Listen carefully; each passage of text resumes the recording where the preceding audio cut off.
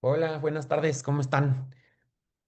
Vamos a dar unos minutos para que se sigan conectando y en unos aproximadamente a las 6:05 estaremos dando inicio para respetar el tiempo de todos ustedes y que podamos empezar nuestro Summer Training con la primera sesión del día de hoy, ¿vale? Entonces vamos a dar unos minutitos y empezamos. Voy a dejar apagada cámara y micrófono en lo que se conectan más de ustedes.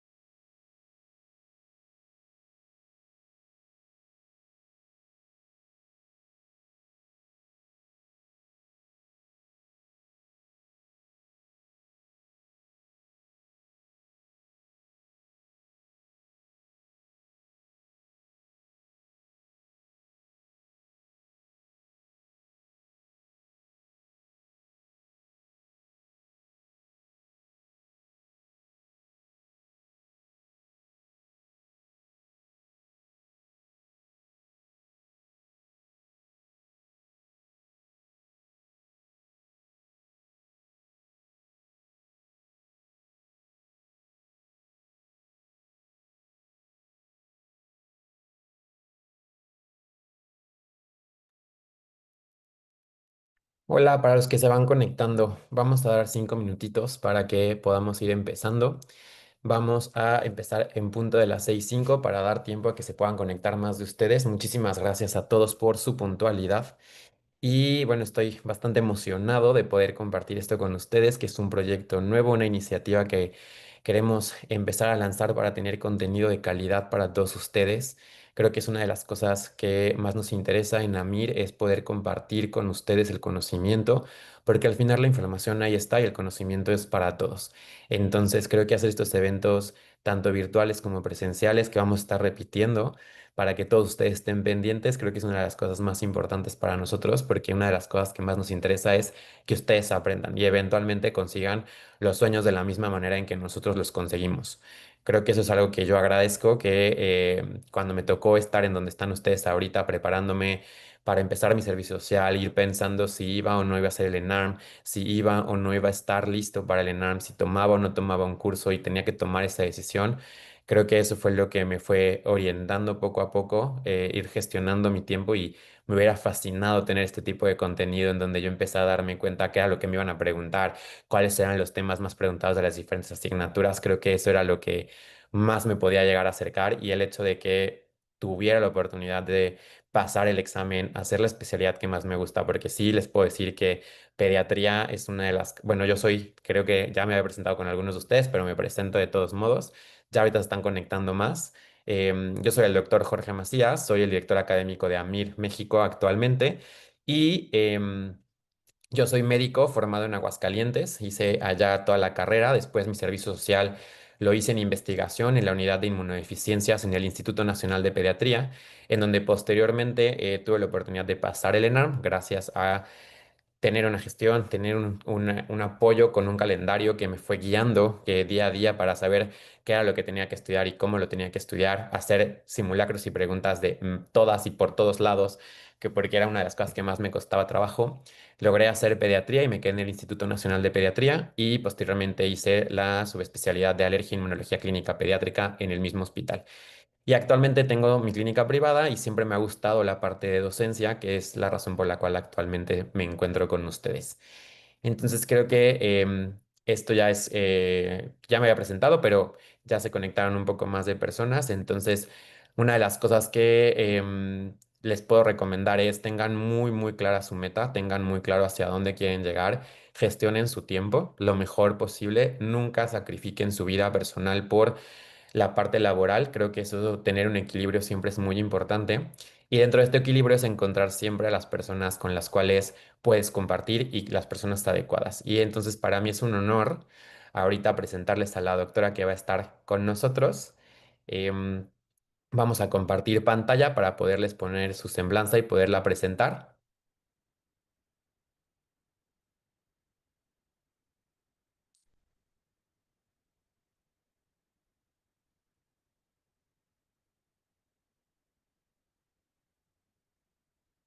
Entonces, bueno, es para mí un honor presentar, un honor y un placer presentarles a alguien con quien compartí estos 5 años en el Instituto Nacional de Pediatría. De hecho, desde que estábamos en el servicio social, solo que no coincidimos, pero estábamos en el mismo instituto y hasta nuestro primer mes, que fue febrero 2016, si mi memoria no me falla, cuando ya estábamos juntos haciendo la especialidad desde el primer día que nos vimos, hicimos clic y actualmente es una de mis mejores amigas a la cual adoro y es con la que siempre he tenido esta posibilidad de poder trabajar en conjunto desde la parte académica, la parte personal y la parte de asistencial con nuestros pacientes.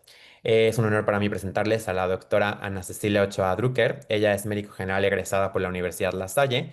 Después hizo pediatría en el Instituto Nacional de Pediatría, al igual que hizo, ella fue jefa de residentes en este mismo hospital. Posteriormente se quedó en la subespecialidad de oncología pediátrica. Ya está certificada por ambos consejos, tanto el mexicano de pediatría como de oncología pediátrica, y actualmente es adscrita en el Hospital Infantil de México Federico Gómez y es encargada de la clínica de linfomas, de linfomas no Hodgkin. ¿Qué les puedo decir de Ceci? Pues que, o de la doctora Ceci. Realmente que es una persona apasionada por lo que hace. Creo que no conozco ninguna persona que se entregue de la manera en que ella se entrega a sus pacientes, que tenga esta devoción por no solo quitarles el cáncer o curarles el cáncer, sino por todo lo que influye el tener cáncer, la enfermedad, el cómo abraza tanto al paciente como a la familia en todo su entorno, en todo su ecosistema. Y creo que esta forma integral de ver a los pacientes es lo que hace que también tenga la misma pasión que yo tengo de compartir el conocimiento y para mí es un honor dejarla el día de hoy con ustedes para que nos dé casos de pediatría y al final vamos a tener, les dejo aquí arribita. Ahorita les vamos a dar la siguiente, pero de todos modos desde acá arriba viene para que se inscriban en esta página y pongan este código o a través del siguiente código QR pueden entrar directamente en sus dispositivos móviles para que puedan ir resolviendo los casos clínicos junto con la doctora. Pues sin más preámbulos, la verdad es que los dejo con la doctora y cualquier cosa de todos modos voy a estar resolviendo dudas a través del chat y Ceci, el micrófono es tuyo. Muchísimas gracias por la presentación, por invitarme a ser parte de este proyecto. Espero en verdad para todos sea algo de utilidad. Creo que siempre tenemos miedo como a presentar un examen como el ENARM, pero al final de cuentas todo es un poco, ahora sí que como dicen, se requiere más maña que fuerza. Solo es aprender cómo resolver las preguntas y obviamente pues tener el conocimiento teórico, pero creo que hay algunas cositas que espero que en el transcurso de esta sesión les pueda yo como enseñar para que ustedes puedan aprender un poco cómo se desarrollan las preguntas y cómo ir sabiendo cuáles son las respuestas. Em, Sin hacer más preámbulo de esto, vamos a empezar con el primer caso, un poco para contarles cómo va esto. Nosotros Están aquí los casos clínicos. Voy a leer el caso clínico. Van a ver ustedes en el caso clínico algunos colores. Durante el desarrollo del caso clínico les iré explicando por qué esos colores están dentro del caso clínico. Y debajo del caso clínico vienen las preguntas. Posteriormente, en su celular o en la página, les va a aparecer a ustedes como una pequeña encuesta de la pregunta que se está haciendo sobre el caso clínico. Tratemos de contestarlas lo más rápido que podamos, pero obviamente pensando en cuál sería la respuesta más adecuada para la pregunta que les estamos haciendo. Y ya que todos respondan la pregunta, trataremos de al final hacer un pequeño análisis de cómo pueden llegar ustedes a esta respuesta correcta. Si alguien tiene en algún momento alguna duda, el chat está abierto para que si no tienen posibilidad de utilizar la encuesta o algo, por favor nos avisen. Entonces, este es el primer caso clínico. Acuérdense que estamos en el segmento de pediatría, entonces obviamente todos los casos van a estar enfocados en la edad pediátrica. Este es un paciente masculino de 6 años de edad que es traído por la presencia de fiebre de 3 días de evolución. Se agrega exantema maculopapular que inicia en cara y posteriormente se disemina a la región del tronco. Se acompaña de algunos síntomas como conjuntivitis y síntomas gripales como rinorrea y tos. Y a la exploración física palpamos adenopatías múltiples, incluso de manera bilateral a nivel del cuello y particularmente en la región retroauricular, así como la presencia de pato y esplenomegalia. Entonces, como pueden ver, ahí viene nuestra primera pregunta con respecto al caso clínico. Si quieren, pueden irlo leyendo. Un poco los colores están hechos para que se fijen en esas palabras que están resaltadas con algún color. Entonces, la primera pregunta que tenemos sobre este caso es, ¿qué te gustaría saber en cuanto a los antecedentes de este paciente?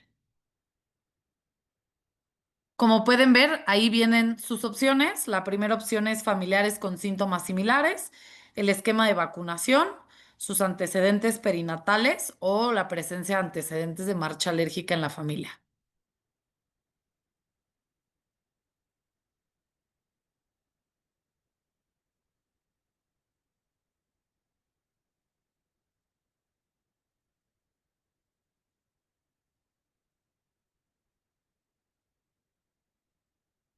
Todavía nos faltan unos poquitos por contestar, entonces vamos a esperar a que los que aún están analizando el caso puedan contestar.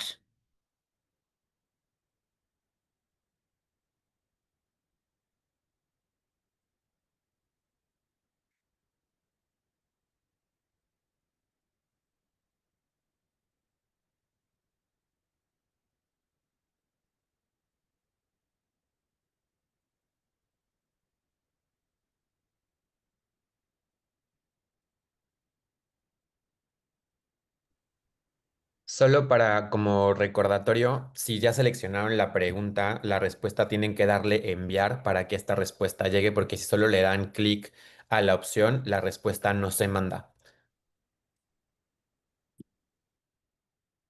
Todavía nos faltan 3 personas por contestar. Vamos a esperarlas un poquito más.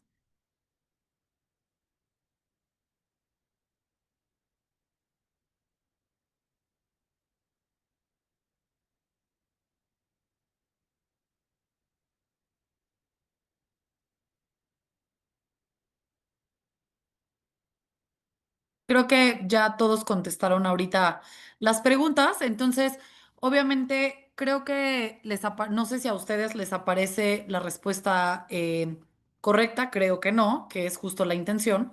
Entonces, de las 17 personas que ahorita estamos conectadas o que están respondiendo la encuesta más bien, 16 tuvieron la respuesta correcta, que la respuesta correcta era esquema de vacunación y únicamente una persona respondió familiares con síntomas similares. Entonces, la respuesta correcta sí es esquema de vacunación y acuérdense que creo que esta pregunta pues era hasta cierto punto sencilla. Acuérdense que muchísimas de las enfermedades exantemáticas podemos prevenirlas a través de la vacunación y acuérdense que la mayoría de las preguntas que les van a poner en ARMS son preguntas que están basadas en las guías de práctica clínica.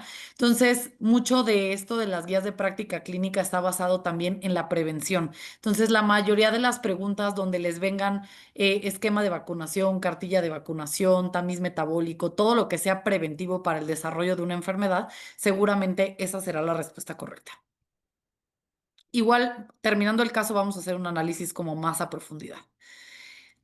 Después, nuestra segunda pregunta sería, ¿cuál sería un hallazgo patognomónico de esta patología a la exploración física? Entonces, aquí les ponemos las cuatro opciones. La primera opción es eritema en alas de mariposa. La segunda opción es lengua frambuesada. La tercera opción es manchas de Koplik. Y la cuarta opción, signo de Pastia.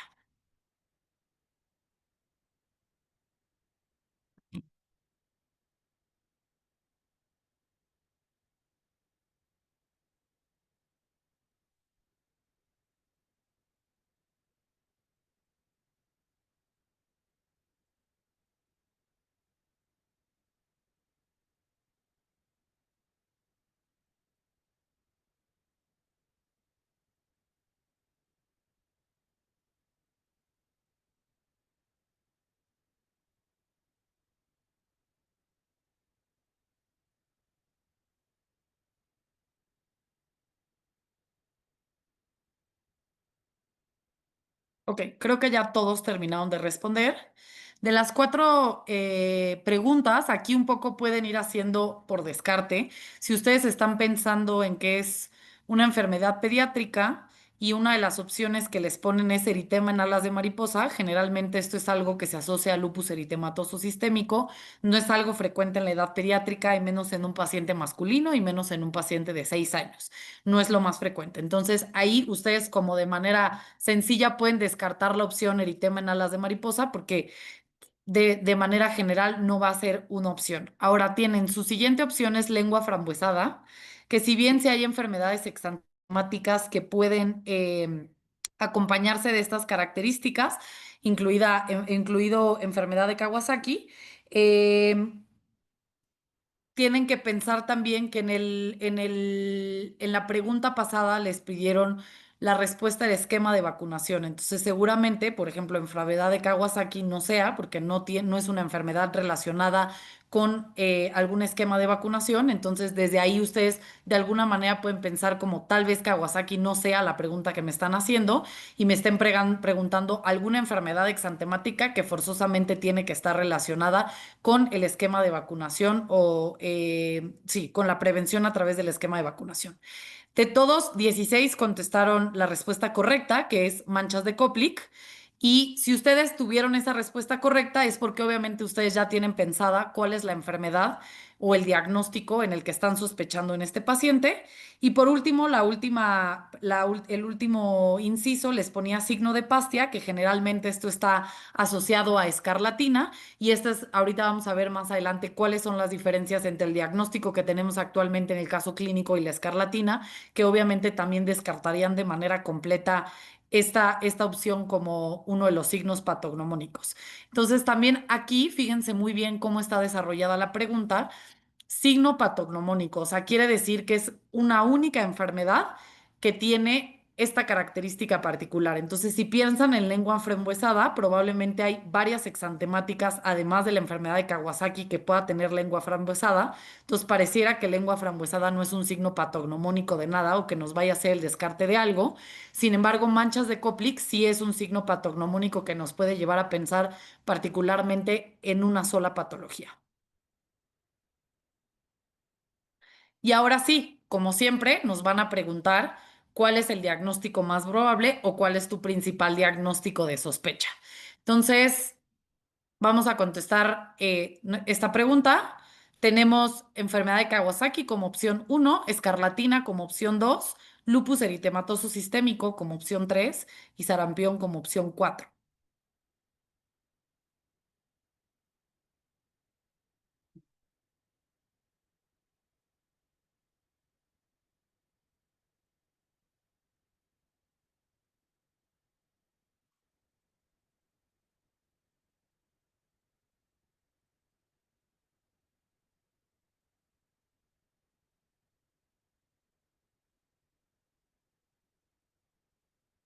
Ok, solo nos falta una persona por ahí de contestar. Si alguien anda medio distraído, nada más contestar este inciso.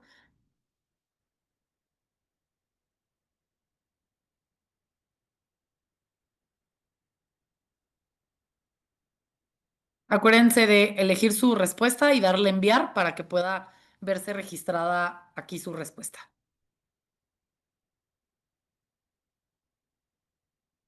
Bueno, ya casi todos contestaron, ya nos contestó la última persona, entonces obviamente creo que ya hasta este momento ya casi todos sabemos cuál es la respuesta correcta. La respuesta correcta es sarampión. Ahora, les voy a dar un tip que no hay este, no estudié yo nada para saber hacer eso, sino simplemente es como funciona mi cabeza y espero que a alguno de ustedes les pueda funcionar.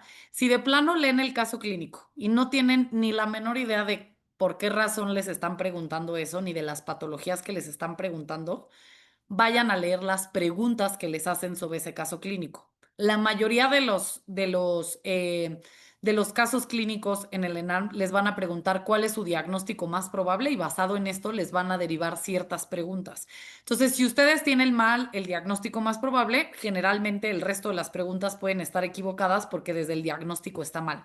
Entonces, si ustedes no tienen la menor idea de qué les están preguntando, vayan a esta pregunta de cuál es el diagnóstico más probable y entonces a partir de ahí ustedes pueden ver las cuatro opciones que el examen les está presentando como diagnóstico más probable. Y de manera general habrá alguna, como por ejemplo en esta lupus eritematoso sistémico, que ustedes puedan decir definitivamente esta no es la respuesta. Y a partir de algunas características que recuerden de los diagnósticos que le están poniendo ahí, regresen a su caso clínico y vean si alguna de esos diagnósticos correlaciona con lo que está en el caso clínico y si no, vayan haciéndolo por descarte. Si ustedes no tienen el diagnóstico así certero, vayan haciéndolo por descarte de acuerdo a lo que les van preguntando sobre el caso clínico. Es una de las formas en donde ustedes pueden resolver el caso clínico si de plano la teoría no la tienen como tan fresca. Es una de las formas en las que pueden resolver el caso y a lo mejor tener la posibilidad de resolverlo de manera correcta. Y por último, viene una cuarta pregunta que dice, ¿cuál es la complicación más frecuente de esta patología? Y aquí nuevamente nos vuelven a dar cuatro opciones. Primera opción, encefalitis, enfermedad coronaria, nefritis y no existe ninguna complicación o ninguna complicación.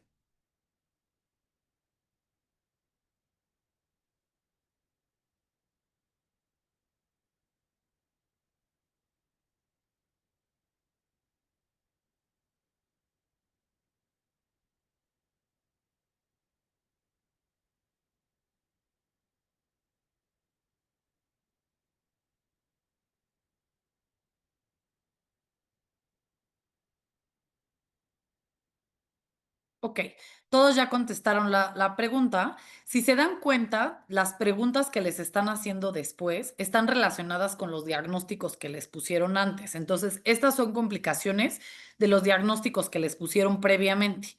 Enfermedad coronaria es la complicación de enfermedad de Kawasaki. Nefritis es la complicación de lupus eritematoso sistémico. La escarlatina realmente no tiene como una complicación a largo plazo.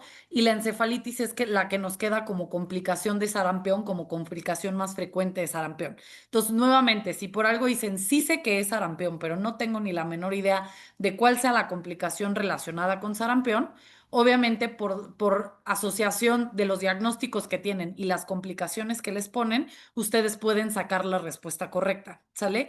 En la mayoría de los casos están así relacionados, como trenzados los casos. Y es importante por eso tener de manera muy clara cuál es el diagnóstico, porque si no, el resto de las preguntas puede que tengan algún error. Entonces, un poco para analizar más a fondo, esta es una pequeña tabla que se encuentra en los manuales de AMIR. Lo único que agregué fue esa enfermedad de Kawasaki como otra posibilidad diagnóstica, pero traten siempre como de hacer los cuadros en donde les sirva diferenciar una patología de otra. Si alguien es muy visual, o a alguien le sirve mucho escribir, hagan cuadros en donde pongan ustedes características, por ejemplo, esto patognomónico que preguntábamos más adelante. Si se dan cuenta, pues estas manchas de Koplik no son patognomónicas de ninguna otra patología más que de sarampión. Entonces traten de que cuando armen sus cuadros tengan realmente lo que les puede servir. Tener un montón de información no los va a hacer recordar las patologías, entonces es importante eso. Y nada más como un pequeño análisis, lo que estaba en verde en el caso clínico es lo que les va a dar la respuesta correcta, o sea, lo que les puede dar la posibilidad de encontrar la respuesta correcta. Una es fiebre, todas las exantemáticas la tienen, entonces ya desde ahí pues ustedes pueden ver el caso y decir, ok, es una exantemática porque además de tener fiebre, tiene un exantema maculopapular. No todas las exantemáticas tienen exantema maculopapular, únicamente sarampeón, rubiola y el exantema súbito. Entonces, con su caso clínico, ustedes ya redujeron todas las exantemáticas a sarampión, rubiola y exantema súbito. Ahora, en cuanto a conjuntivitis, síndrome gripal y adenopatías, estos digamos que son algunas cosas que el caso clínico te va ayudando a dirigir el diagnóstico que te van a preguntar más adelante. Entonces, ¿quiénes cursan con conjuntivitis, sarampión y enfermedad de Kawasaki? Entonces, ahí ustedes ya tiene exantema maculopapular, conjuntivitis, enfermedad de Kawasaki, en teoría no es, aunque si lo vemos más a fondo, Kawasaki puede presentarse con maculopapular, pero no es la característica inicial. Y posteriormente síndrome gripal. ¿Quiénes tienen síndrome gripal? Sarampión y varicela. Entonces, varicela definitivamente nada de las características que nos da el cuadro clínico nos hace pensar en varicela. Entonces, si se dan cuenta, ya tenemos el exantema, la conjuntivitis y el síndrome gripal que nos puede hacer pensar en sarampión. Posteriormente, las adenopatías. Estas adenopatías que les ponen en el caso clínico es un distractor, ¿sale? Si se dan cuenta, en el caso clínico venía adenopatía retroauricular, que en teoría es la característica que tienen las adenopatías en rubiola. Entonces, eso, a pesar de que sarampión puede cursar con adenopatías, la razón por la que les ponen eso de retroauricular es para hacer un distractor entre sarampión y rubiola, pero si se dan cuenta, rubiola no cuenta ni con el síndrome gripal ni con conjuntivitis. Entonces ahí ustedes pueden descartarlo. Y por último, esta les pongo en rojo porque pato y esplenomegalia en realidad ninguna exantemática cursa de manera general con hepato o esplenomegalia, por lo tanto es un distractor completamente dentro del caso clínico. Entonces ustedes tienen que aprender a ver estas características del caso y saber qué es lo que me están poniendo para que yo piense otra cosa y qué es lo que realmente me están poniendo en el caso para poderlo resolver de manera correcta. No sé si alguien tenga alguna pregunta de este caso en particular.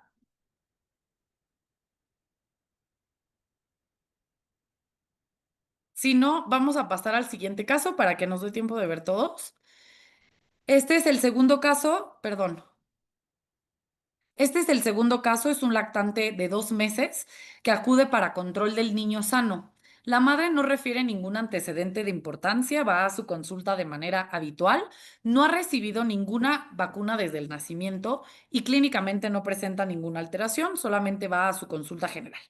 Entonces, la primera pregunta que nos ponen en el caso clínico es, ¿cuál es el esquema de vacunación que corresponde iniciar en esta visita según la Cartilla Nacional de Vacunación? Entonces, si se dan cuenta en el caso clínico, bueno, respóndanla y ahorita les doy algunos tips.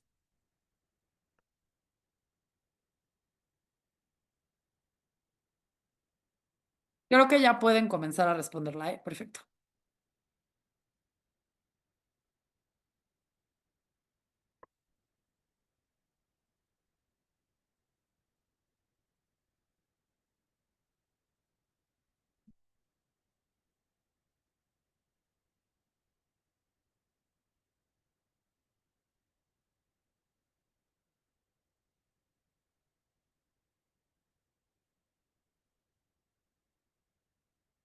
No vale revisar la cartilla mientras están respondiendo el caso, ¿eh?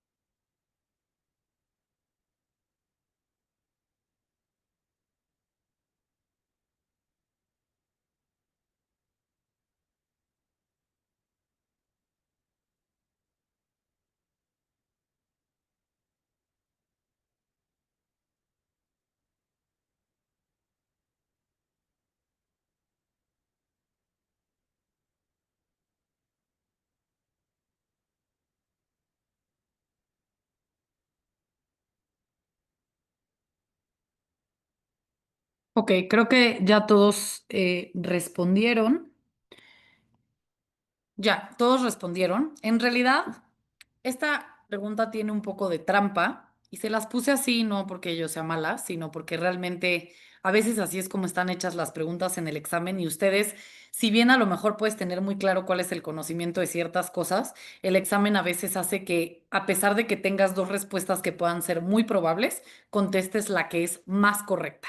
Entonces, teníamos la primera pregunta que decía, la primera respuesta, perdón, que decía pentavalente acelular, rotavirus y BCG. Si bien pentavalente acelular sí estaba indicada para los 2 meses de edad, obviamente aquí el cuadro clínico, digo, el caso clínico no tiene tantos distractores ni cosas que te puedan ayudar a responder. La cuestión de las vacunas es algo meramente de memoria. Entonces, pentavalente acelular, rotavirus y BCG podía ser una de las opciones. Y creo que la razón por la que te ponen BCG en esta opción es porque justo el distractor del caso clínico es que te dicen no recibió ninguna vacuna al nacimiento. Entonces, ellos lo que intentan buscar es que tú en tus respuestas, lo primero que pienses es ir a una pregunta, a una respuesta que contenga BCG. Después, la siguiente respuesta es BCG, hepatitis A, rotavirus y pentavalente acelular. Esta definitivamente la podemos descartar porque hepatitis A generalmente no se encuentra dentro del esquema de vacunación convencional. Entonces, esta sería la respuesta que descartaríamos. Triple viral, neumococo, rotavirus e influenza. Influenza es una vacuna que puede aplicarse hasta a partir de los 6 meses y la triple viral también, entonces tampoco es una respuesta correcta porque desde aquí podríamos descartar. Siempre va a haber una que descartes desde el principio o dos que descartes desde el principio y dos que digas, chin, cualquiera de estas dos podría ser. Y la última opción es pentavalente celular, hepatitis B, rotavirus y neumococo conjugada.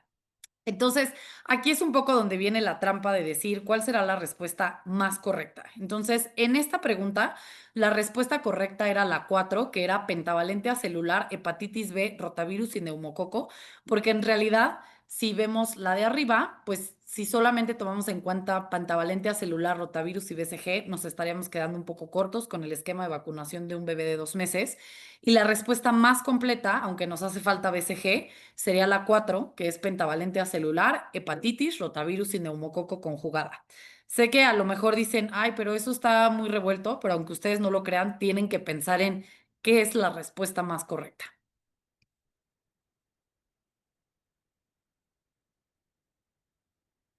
Ahora sí, la siguiente pregunta nos dice, ¿qué vacuna debería de aplicarse al nacimiento? Ay, perdónenme, ya. No, algo está enloqueciendo la computadora, una disculpa. Ahí está. Si pueden ir respondiendo, por favor.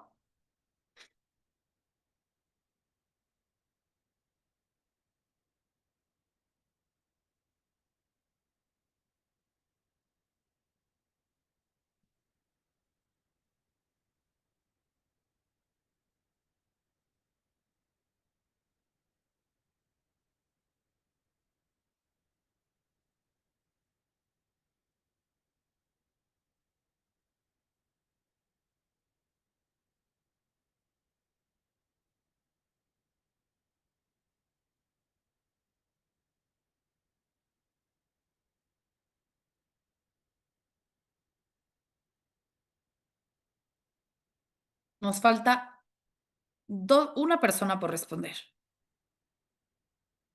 Recuerden siempre darle enviar para que nos pueda llegar su respuesta.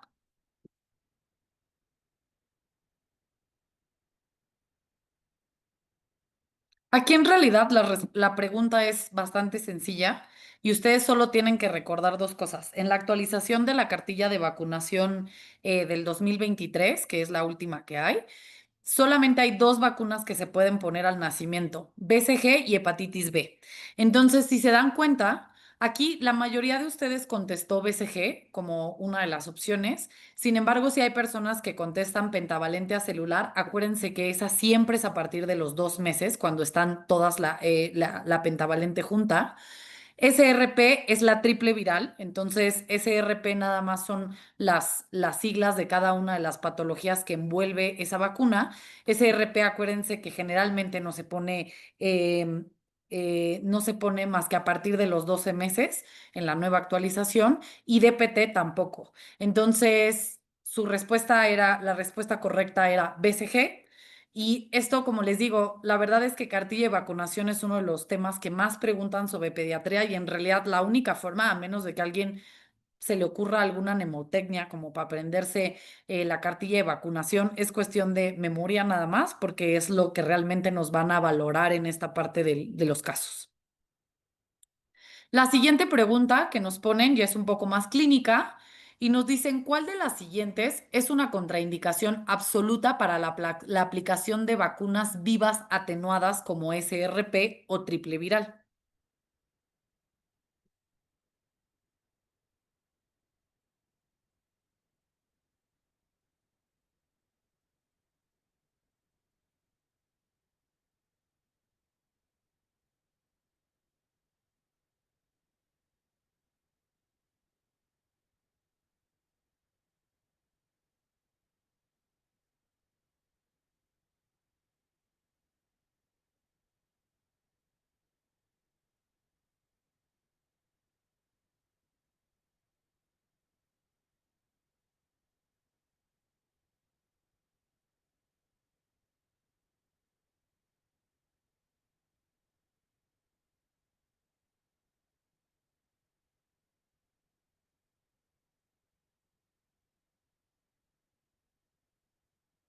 Todavía nos faltan dos personas por contestar.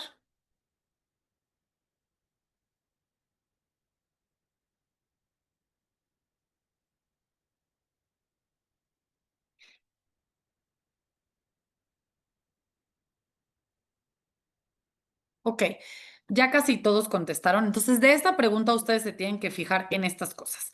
Fiebre, sé que en la mayoría, por ejemplo, si ustedes están en el internado, servicio social, la mayoría consideramos la fiebre como una contraindicación o generalmente son oportunidades perdidas en el centro de salud para la colocación de vacunas, pero como en tal no es una contraindicación absoluta, sino es más bien con la intención de que podamos saber si esa fiebre que está desarrollando es porque ya presentaba una infección o porque es un efecto secundario de la vacuna. Entonces, como una contraindicación absoluta, en realidad no lo es, aunque nos han enseñado un poco que sí. La infección activa, nuevamente, es por lo mismo, ¿no? Las vacunas pueden ocasionar ciertos síntomas que se pueden confundir con algo infeccioso.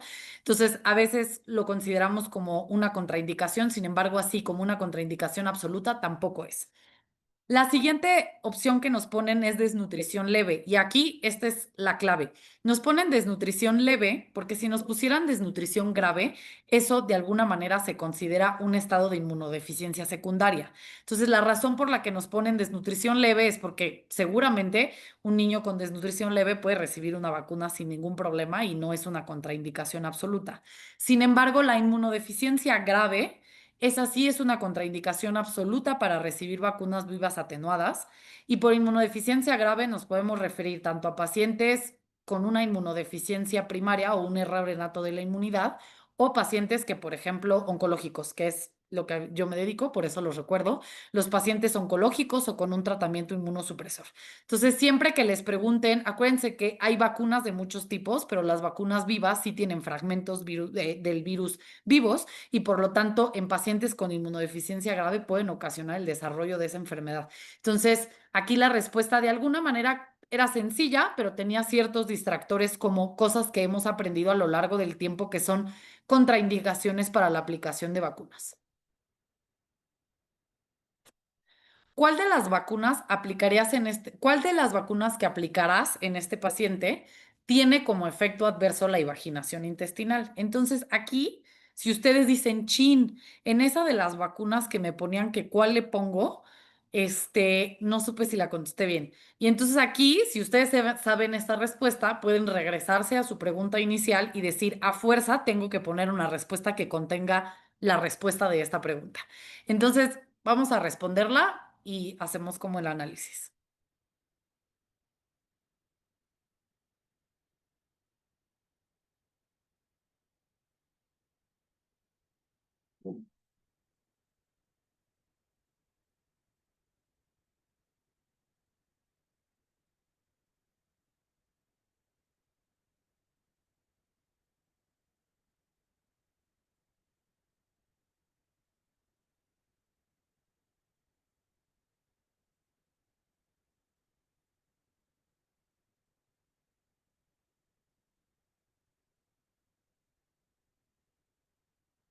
Esta es una pregunta clásica de su vida, o sea, siempre les van a hacer esa pregunta, ni siquiera es algo tan frecuente, pero es una pregunta que siempre está ahí. Acuérdense, a veces utilizan esta palabra de intususcepción en vez de invaginación intestinal, aunque la forma correcta es invaginación intestinal. Entonces, ya contestaron casi la mitad. La mayoría de ustedes contestó la respuesta correcta, que es rotavirus. Sin embargo, hay algunos de ustedes que contestan hepatitis B. La respuesta correcta es rotavirus. Y es aquí cuando les digo que si ustedes saben esta respuesta, pueden regresarse a la pregunta y decir, ok, tengo que elegir, había elegido una que no incluía rotavirus y aquí me están preguntando que de las que voy a aplicar, ¿cuál causa invaginación intestinal? Entonces es una pregunta que está relacionada con la anterior y seguramente es importante que ustedes sepan esta respuesta y si la saben, podrían tener dos respuestas correctas.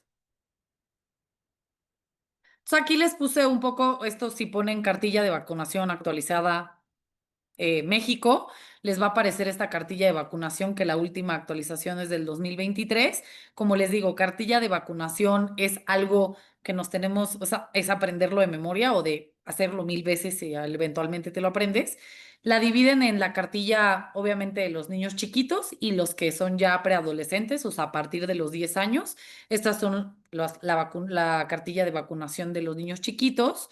Y esta es la cartilla de vacunación a partir de los 10 años, que como bien ven refuerzos de sarampión y rubiola, el esquema de vacunación de VPH, que de repente por ahí ya han hecho algunas preguntas en el ENAM sobre vacunación de VPH, entonces no lo dejen ahí como tan de que no creo que lo pregunte, y ya incluye obviamente el esquema de vacunación de COVID.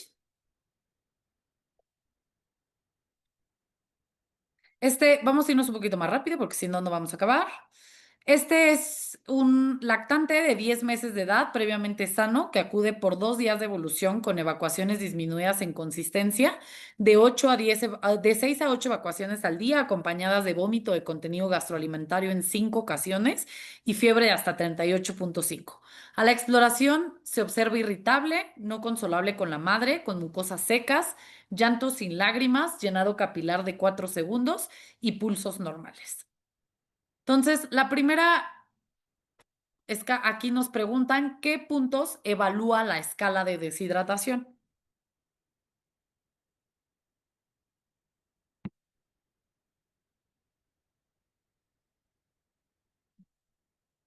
Piensen en lo que les preguntaron en el caso clínico para que puedan pensar qué de lo que está en el caso clínico puede ser que me vayan a preguntar, sean las respuestas de esa pregunta.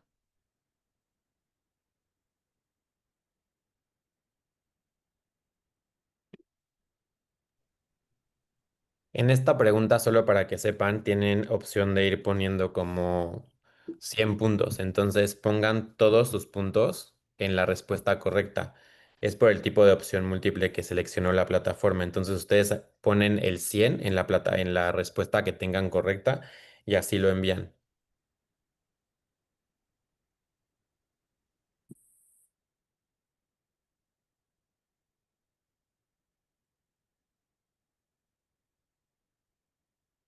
Entonces, la clave en todo el examen es leer muy bien. Así, esa es la pregunta. No se angustien, no lean rápido, no digan, ah, esa sí me la sé, la contesto. Tienen que aprender a leer muy bien los casos clínicos para que puedan responder, incluso sin saber. O sea, nada más responder por lo más lógico, ¿sale? Tampoco es un examen. Muchas veces el examen evalúa tu lógica, no tanto teóricamente qué tanto sabes y mucho menos si eres el mejor médico o no. Obviamente tiene que haber cierto conocimiento para que ustedes puedan diferenciar entre una pregunta o otra. Aquí, obviamente, casi todas las respuestas se parecen muchísimo, entonces es difícil como elegir cuál sería la respuesta correcta. Aquí la respuesta correcta es apariencia, ojos, mucosas y lágrimas, ¿sale? Eso es particularmente lo que mide la escala de deshidratación junto con el peso corporal. Sin embargo, la de peso corporal, esta se descarta porque los pulsos no se encuentran dentro de la escala de deshidratación. Entonces, llenado capilar tampoco y los pulsos tampoco. Entonces, aquí hubieran podido descartar cualquiera que tuviera llenado capilar o pulsos y les quedaría únicamente la respuesta que dice apariencia, ojos, mucosas y lágrimas. Sé que esto a veces es complicado porque hay muchas escalas de deshidratación que incluyen, por ejemplo, pulsos y llenado capilar. Sin embargo, pues traten siempre en el examen les van a preguntar lo más simple, o sea, no van a preguntar las últimas guías de sepsis del último año. Entonces, siempre traten de irse por lo más simple. La siguiente pregunta, aquí sí tienes que saber más o menos de qué escala te está preguntando esto, porque nos pregunta con los datos que tienes, que les voy a agregar esta para que puedan volver a ver el caso, con los datos que tienes, ¿qué puntaje tiene tu paciente en la escala de deshidratación que ya vimos que incluye apariencia, ojos, mucosas y lágrimas?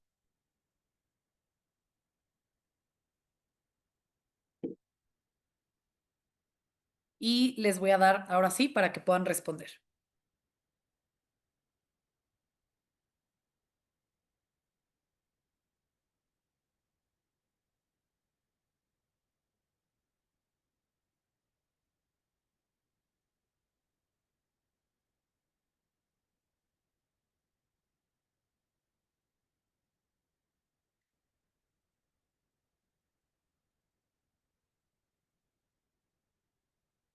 Ok, aquí la respuesta correcta era 5. Y si bien a lo mejor decimos, no tengo idea cuántos puntos me da cada cosa en esta escala, aquí lo que ustedes tienen que empezar es regresar a su caso clínico y acordarse que este niño tenía una historia de pérdidas importantes, o sea, tenía muchísimas evacuaciones, pérdidas también en cuanto a la presencia de vómitos, ya tenía alteraciones de la apariencia porque se encontraba irritable y no consolable con la mamá, que eso es algo importante que evaluamos en pediatría. Estaba con las mucosas secas, llanto sin lágrimas. Y otra cosa que aunque en tu escala de valoración o de deshidratación no la toman en cuenta, es que te refieren llenado capilar de 4 segundos, que si ustedes, conocimiento de medicina general, recuerdan que el llenado capilar forma parte de los datos de hipoperfusión, entonces ahí ustedes casi pueden inferir que este niño pues está chocado, ¿no? Entonces tiene un dato de hipoperfusión importante. Entonces aquí, aunque no tengan ustedes idea de cómo calcular el puntaje, pueden llegar a la conclusión que probablemente lo que tenga, el puntaje que tenga sea el más alto. Y la siguiente pregunta que nos hacen es, ¿qué grado de deshidratación tiene este paciente? Nuevamente piensen que es un paciente con datos de hipoperfusión, historia de pérdidas y con datos de deshidratación francos.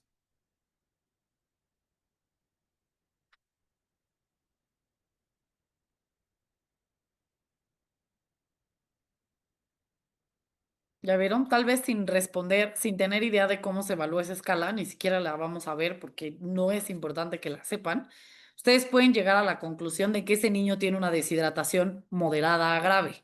Ahora, para la siguiente pregunta, aquí todos la respondieron bien porque ya hicimos un análisis conforme vamos respondiendo. Y la siguiente pregunta es, ¿qué plan de hidratación iniciarías en este paciente? Entonces, es un niño que no te tolera la vía oral porque ya te dijeron que, bueno, las evacuaciones como quiera, pero que vomita todo el tiempo. Entonces tú puedes inferir que tolerancia a la vía oral no tiene. Entonces, vida suero oral, pues probablemente no.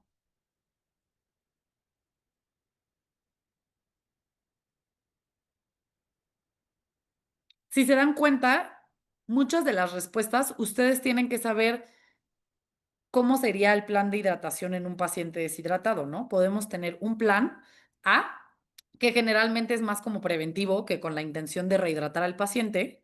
Un plan B, que generalmente es esta reposición vía oral de 50 a 100 mililitros por kilo. Pero si estamos hablando de un paciente que tiene datos de hipoperfusión con deshidratación de moderada a grave y que además de todo tiene intolerancia a la vía oral, que el caso clínico no nos lo pone, pero lo podemos inferir por la presencia de los vómitos, pues ustedes obviamente pueden llegar a la conclusión de que la respuesta correcta es la rehidratación intravenosa. La colocación de sonda nasogástrica, que algunos de ustedes contestaron, tiene características muy particulares y sí entiendo que está relacionada con la intolerancia a la vía oral cuando todavía los pacientes tienen los puedes clasificar para darles plan B de hidratación. Sin embargo, en este paciente particularmente tiene datos de hipoperfusión, o sea, pareciera de choque hipovolémico. Entonces, ahí siempre nuestra primera opción será la rehidratación intravenosa. Entonces, en análisis, nada más recuerden, historia de pérdidas, fijarse siempre, evacuaciones y vómitos, tiene las dos. Les hice esta mnemotecnia, soy pésima haciendo esas cosas, pero traté como de hacer algo que les pudiera servir como para esta escala de hidratación. Entonces, les hice esta mnemotecnia como para que puedan recordarlo de peso, lágrimas, ojos, mucosas y apariencia. Yo me lo aprendí como paloma y aunque la A que está ahí no tiene nada que ver, pero para que más o menos puedan recordar cada una de las letras, qué significa y a qué los va a llevar. Los datos de hipoperfusión, como siempre, les van a traducir deshidratación grave. Deshidratación grave es igual a plan C de hidratación o rehidratación intravenosa. Y siempre fijarse, si el caso clínico les dice intolerancia a la vía oral, si no tiene datos de deshidratación grave, pueden plantear la opción de colocar sonda nasogástrica. Si los tiene, la respuesta siempre será rehidratación intravenosa.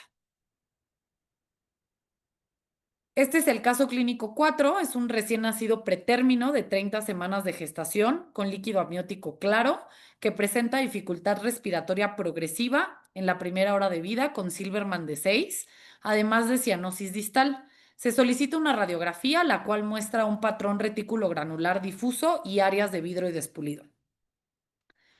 Nuestro diagnóstico más probable, aquí fíjense, nuevamente les van a pedir el diagnóstico más probable y todas las demás preguntas van a estar relacionadas con el diagnóstico que ustedes pongan al principio. Entonces tenemos la opción de taquipnea transitoria del recién nacido, neumonía congénita, síndrome de aspiración de meconio y síndrome de distrés respiratorio del recién nacido. Entonces, ¿cuál creían que sería su diagnóstico más probable? Ahorita les digo los tips para saberlo.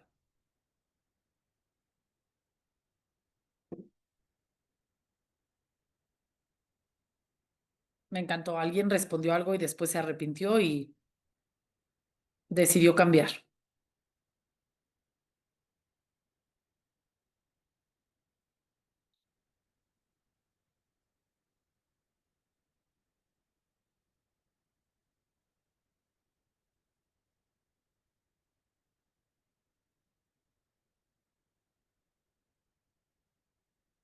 Ok, aquí las patologías que les están preguntando son patologías que causan dificultad respiratoria en la etapa neonatal. Ese es el tema, ¿sale? Ahora tienen que aprender a saber cómo diferenciar cada una de ellas. Ahorita al final les voy a enseñar así lo que les va a dar la respuesta a eso. La respuesta de este caso clínico, la respuesta correcta era síndrome de distrés respiratorio del recién nacido. Sin embargo, veo que sí hubo algunos que contestaron el resto de los incisos y más adelante vamos a ver por qué la respuesta correcta era distrés respiratorio del recién nacido. Entonces, ¿cuál es el factor de riesgo asociado a esta enfermedad, a la que acabamos de elegir? Entonces, la presencia de nacimiento por cesárea, recién nacido postérmino, la presencia de prematurez o infección vertical.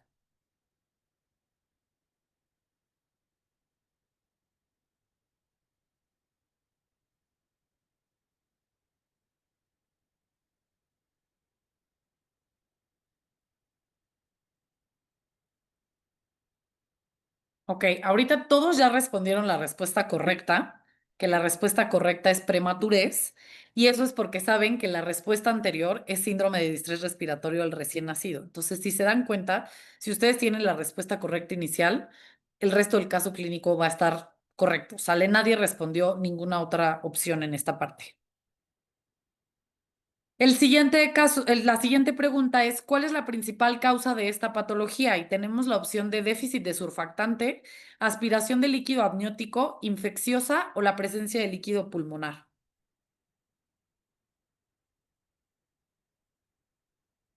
Wow, creo que este tema lo han estudiado todos muchísimo o saben muchísimo de neonato.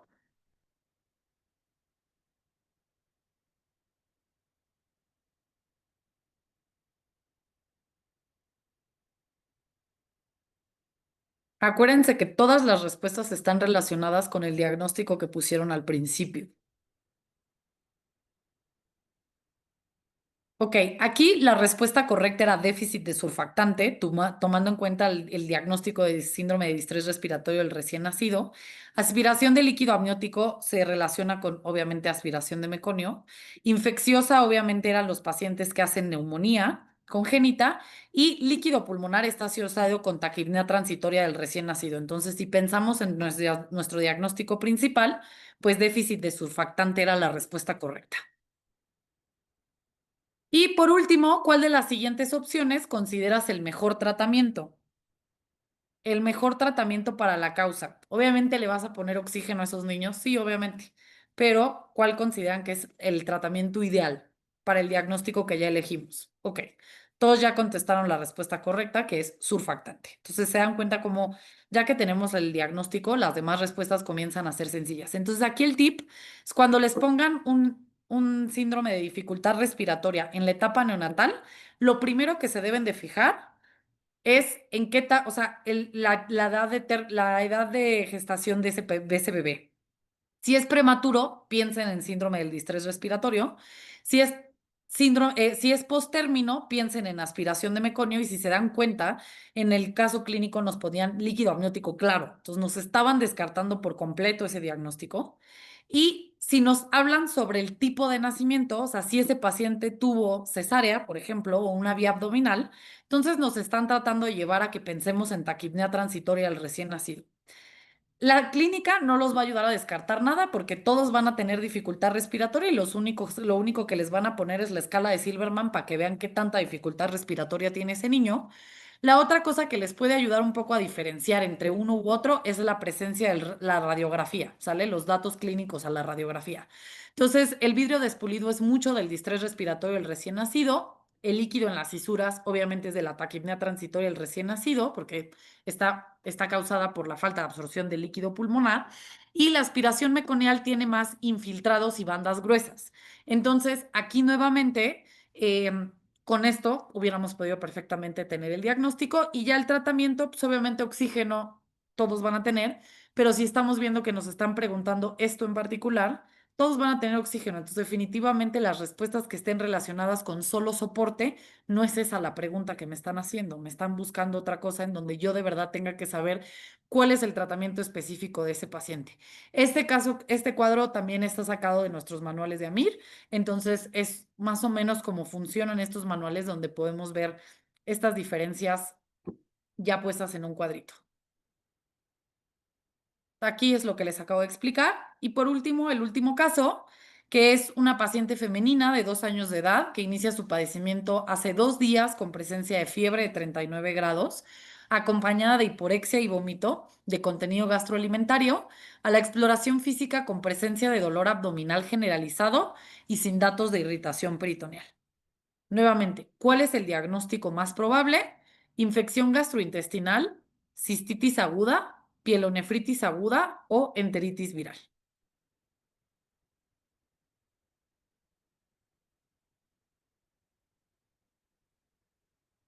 ¿Quieren que les regrese el caso? Por si, ay, perdónenme, no, ya habían contestado. Una disculpa.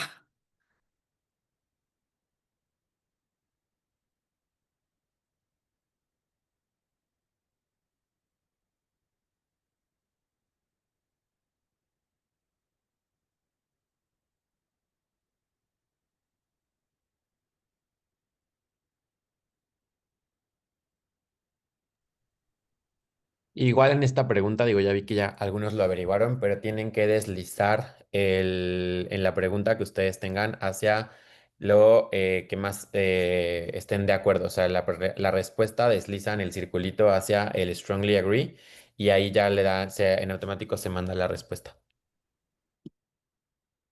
Ok, hasta el momento casi todos han contestado infección gastrointestinal. Para que un paciente pueda cumplir con criterios de infección gastrointestinal, generalmente no les van a preguntar que la respuesta, les van a poner un caso de deshidratación como el que vimos, pero no un caso de HEPI. Y acuérdense que para que pueda hacer una gastroenteritis aguda y esa sea la respuesta, forzosamente tiene que tener la presencia de diarrea, ¿sale? De evacuaciones disminuidas en consistencia. Entonces, infección gastrointestinal en nuestro paciente en ningún momento reportan que tenga evacuaciones disminuidas en consistencia, entonces probablemente infección gastrointestinal sería algo que pudiéramos eliminar.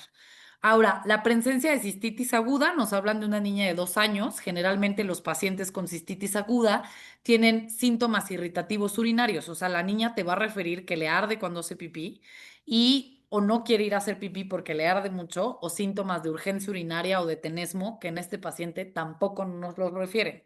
Entonces, solo nos quedan dos opciones, o es una pielonefritis aguda o es una enteritis viral. Si bien hasta aquí pudieran ser ambas, en realidad, si ustedes van un poco a la teoría de cómo se presentan las pielonefritis en los niños, la presentación generalmente es hiporexia, vómitos y dolor abdominal. Les están poniendo que no tiene datos de irritación peritoneal para que ustedes no piensen ninguna clasificación, o sea, ningún diagnóstico diferencial como de abdomen agudo. Y les están poniendo fiebre de alto grado, que generalmente las enteritis virales no se acompañan de fiebre de alto grado. Entonces, aquí la respuesta correcta hubiera sido pielonefritis aguda. Y nuevamente nos ponen, ¿cuál es el agente etiológico más frecuente? Y tenemos de opciones Klebsiella pneumoniae, E. coli, Enterococcus fecalis y Proteus mirabilis.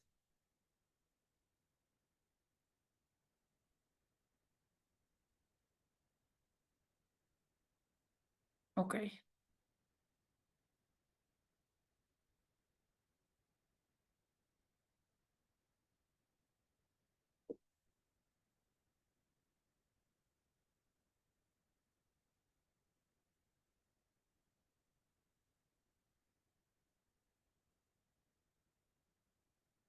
Ok, hasta aquí todavía podrías, si hubieras puesto HEPI y te ponen esta pregunta, dices, ah, pues chance y sí me están preguntando eso. La enteritis viral, pues claramente ya no podría ser porque es viral, en todos los agentes que te están poniendo son bacterianos, entonces esa se descartaría y podrías regresar a contestar otra cosa. Y aquí obviamente la respuesta correcta era E. coli, que es el microorganismo más frecuente en el desarrollo de pielonefritis en la infancia, aunque Proteus mirabilis tiene ahí una frecuencia importante, sobre todo en menores de 2 años. Pero bueno, la respuesta correcta es E. coli. Y luego acá nos preguntan, ¿cuál sería tu estudio de abordaje inicial? Nuevamente les van a poner el abordaje de las patologías desde el principio para que si la tuvieron mal se sigan equivocando. Entonces, obviamente, si ustedes ya saben que es pielonefritis aguda, es fácil saber cuál es el estudio de abordaje.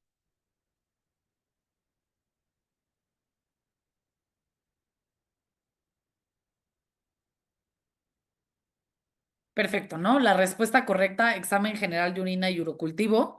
Tira reactiva, en el caso, lo podríamos descartar. No requiere mayor abordaje tampoco.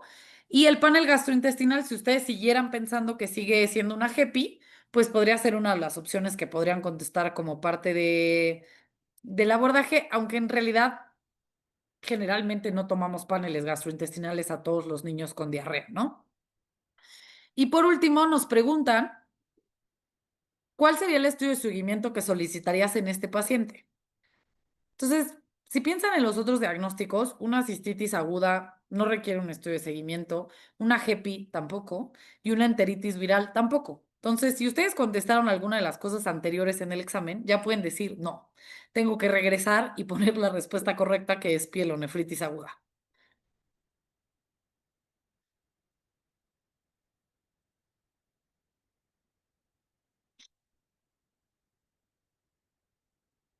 Entonces, aquí un poco veo que todavía hay gente que contesta coprocultivos en serie de 3.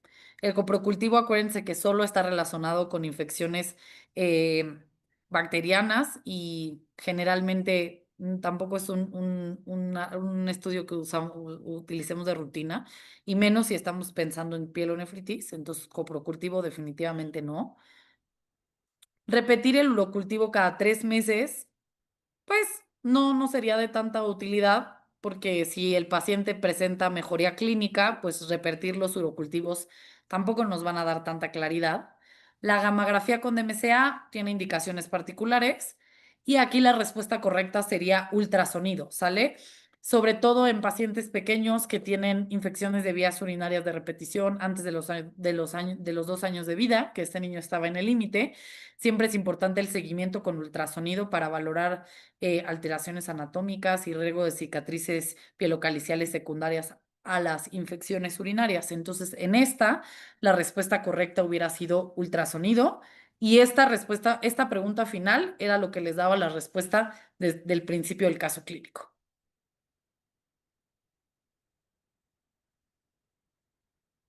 Listo, terminamos con los casos. No sé si alguien tenga alguna pregunta, duda, sugerencia, queja sobre los casos clínicos, algo que quiera comentar.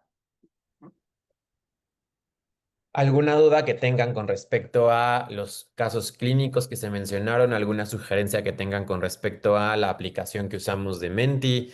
Em, no sé si tengan como algún comentario que quieran hacer o alguna duda que tengan actualmente de algo de pediatría que quieran aprovechar que está la doctora con nosotros para poderla resolver.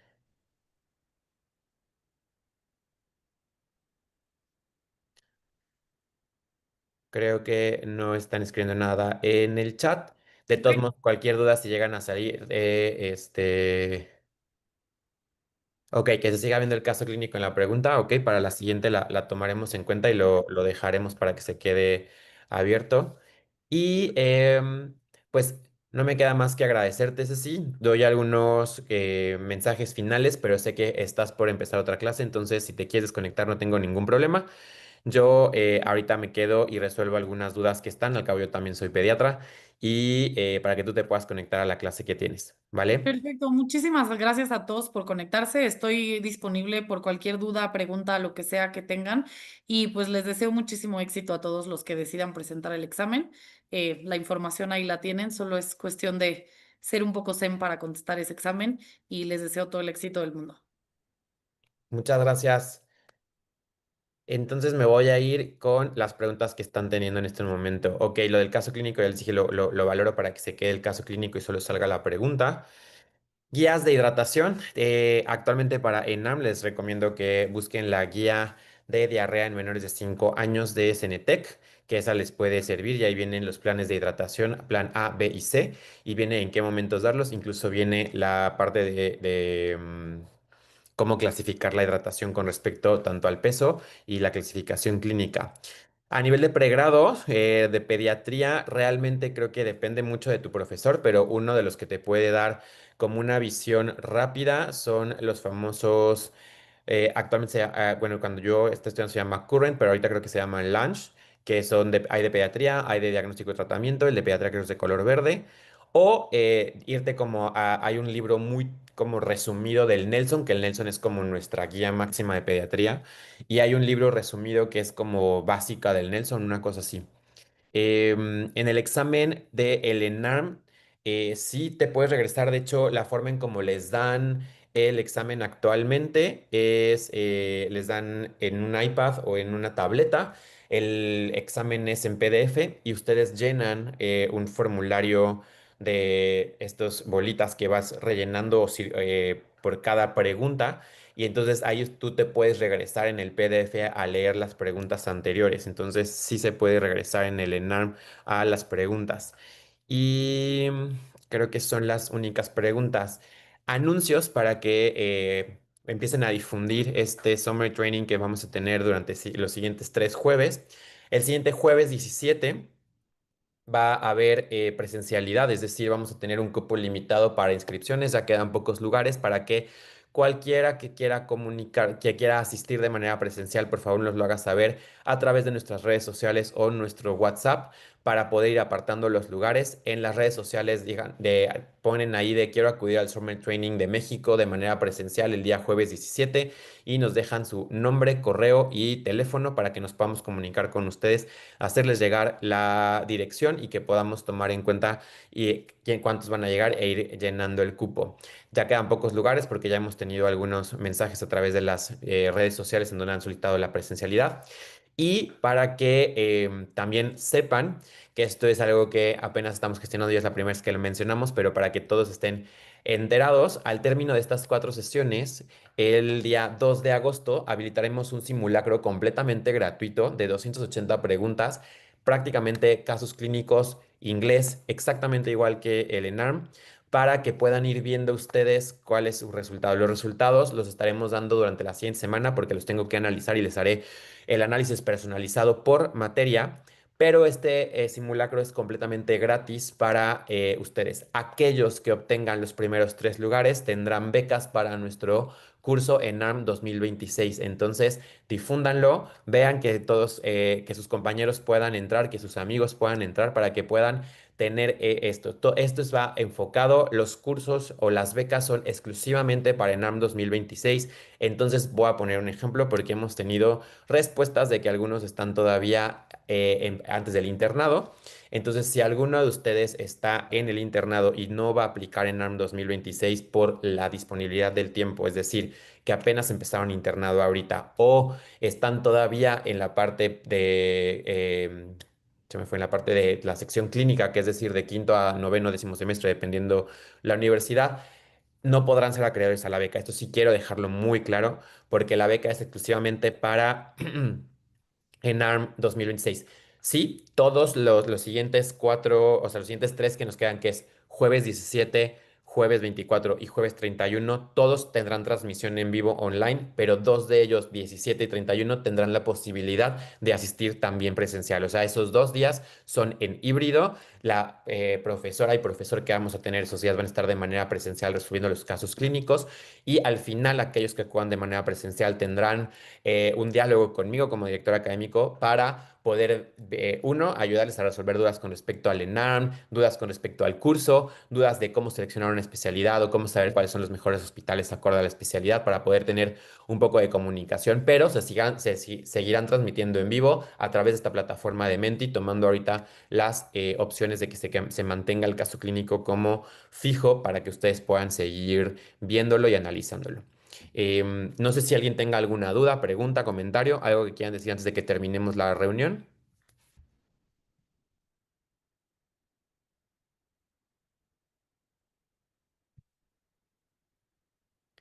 Muy bien, pues creo que si ya no hay ninguna duda, les pido por favor que difundan. Acuérdense que la información es para todos y esta comunicación la queremos tener con el mayor el alumnado y el mayor alcance. Entonces, nos vemos la siguiente, nos vemos el jueves, aquellos que acudan presencial, nos vemos presenciales y aquellos que quieran continuar en línea, seguiremos en línea. Yo estaré gestionando las preguntas en línea para poder resolver el chat, pero se transmitirá en vivo, ¿vale? Muchísimas gracias, buenas noches.